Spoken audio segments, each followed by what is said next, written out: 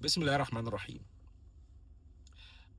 مهم أوي إن أنت تبقى فاهم آآ إزاي تدير العالم الداخلي ده، عشان تقدر تخلّي النَفْس تعمل في صالحك. في حاجة من الحاجات اللي أنا خدت بالي منها، إن في ناس كتير ما بتبقاش فاهمة إيه هي الvalues بتاعتها. هو عايش كده وخلاص، مش عارف يdefine تصرفاته، فبيتصرّف، بس هو مش عارف هو بيتصرّف كده بناءً على إيه، هو عايش وخلاص.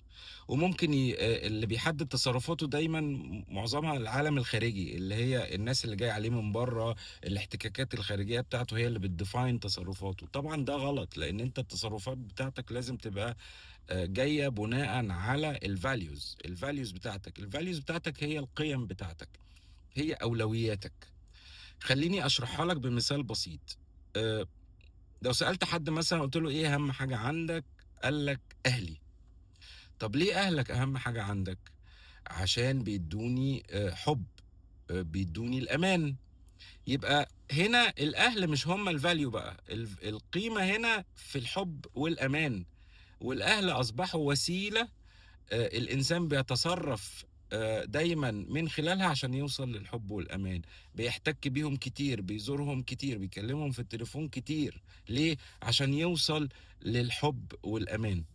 قيس على كده بقى حاجات كتير. بتحب السفر، يبقى أنت الvalue بتاعتك مغامرة.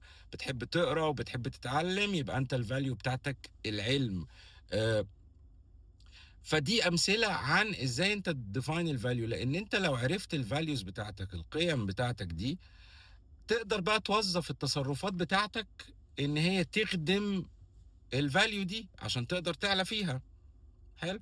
وخلّي بالك إن مهم أوي إن أنت ما ترتبطش بصاحب أو شريك حياة مش بيشاركك نفس الvalues، لإن ده هيعمل conflict كبير جدًا. يعني مثلًا أنت بتحب المغامرة، وبتحب الاستكشاف، وبتحب تنطلق.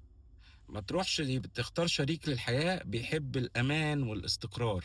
هيحصل بينكم conflict.